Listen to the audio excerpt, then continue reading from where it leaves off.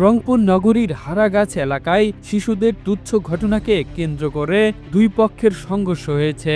এতে কুপিয়ে জখম করা হয়েছে 2 জনকে, ভাঙচুর করা হয়েছে 4টি বাড়ি।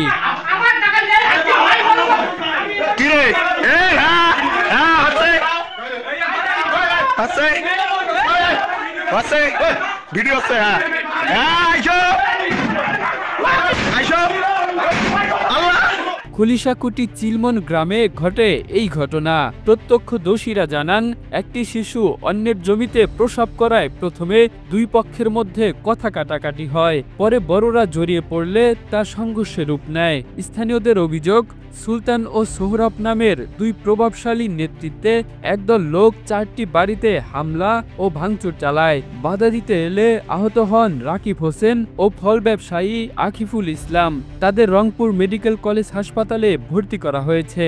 ঘটনার পর ভুক্তভোগীরা হারাগাছ মেট্রোপলিটন থানায় লিখিত অভিযোগ দিয়েছেন। হারাগাছ থানার ভারপ্রাপ্ত কর্মকর্তা মমিনুল ইসলাম সোহেল বলেন, পুলিশ দ্রুত ঘটনাস্থলে গিয়ে পরিস্থিতি নিয়ন্ত্রণে আনে। অভিযোগের ভিত্তিতে তদন্ত চলছে। ঘটনার পর থেকে এলাকায় উত্তেজনা বিরাজ করছে। Kamrul Islam, the news Bangladesh, national desk.